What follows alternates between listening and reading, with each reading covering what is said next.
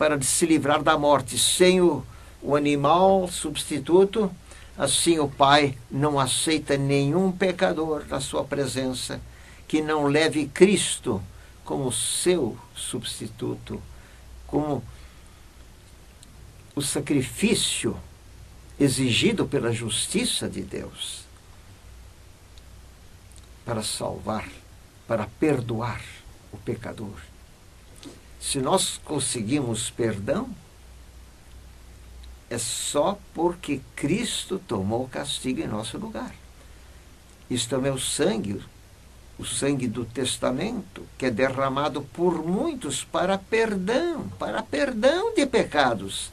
A salvação se obtém por meio de perdão. Então estamos vendo o que é que Jesus veio fazer. Ele veio para ser o Salvador. E não há salvação em nenhum outro, dizia o apóstolo Pedro, naquele discurso que fez, conforme diz o livro de Atos. Não há salvação em nenhum outro, porque não há outro nome dado entre os homens. Abaixo do céu, não há outro nome dado entre os homens pelo qual devamos ser salvos. Não é pelo nome de Maomé, nem de Buda, nem de Confúcio. É só pelo nome de Jesus, pela autoridade de Jesus. É só pelo que ele fez que nós podemos alcançar salvação e perdão.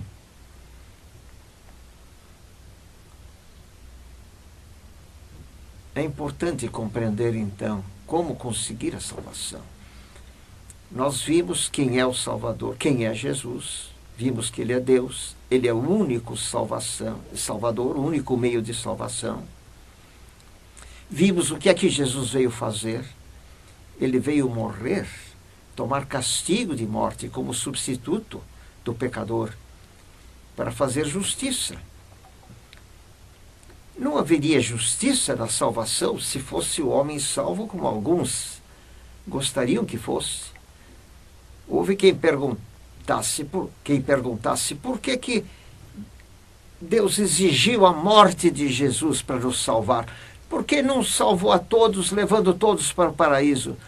Era só questão de perdoar a todos. E todos seriam salvos. Porque foi necessária a morte de Jesus Cristo. Agora a razão fica mais clara. É que o pecado merece castigo. Castigo de valor infinito e eterno. O pecado merece punição. Pecado é coisa séria, seríssima. Pecado é ofensa ao Criador do universo. Pecado só pode ter uma solução. É um castigo também de valor infinito. E Cristo era o único que podia satisfazer a justiça de Deus.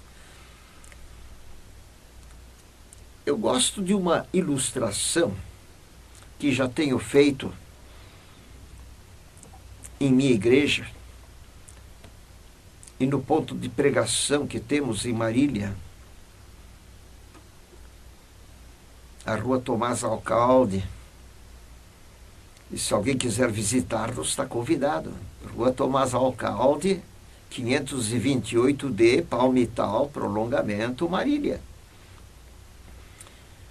Lá temos estudos bíblicos que vão desde domingo a sexta-feira.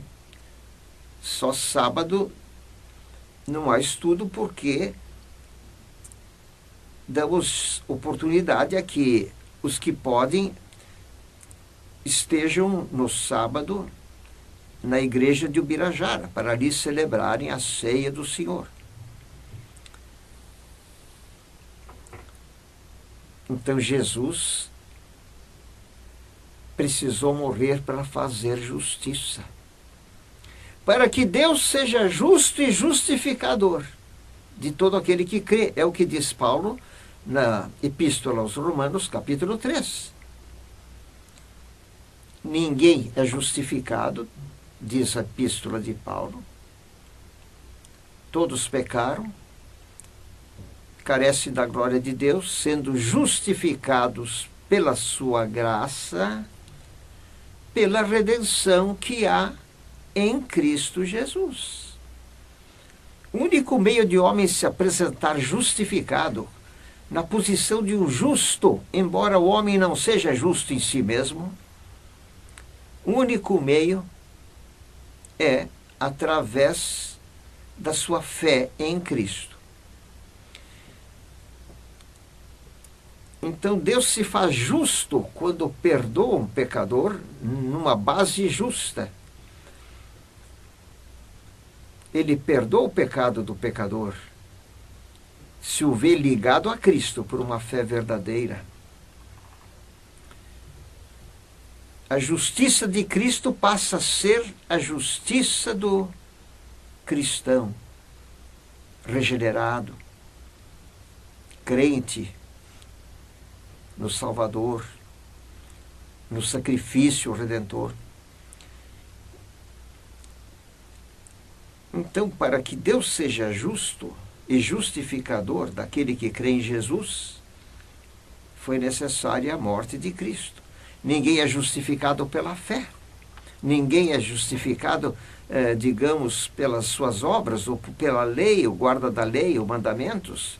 Por quê? Porque o homem não consegue ser perfeito em obras, nem em obediência, mas Deus aceita que a justiça de Cristo seja imputada ao homem que creia em Jesus.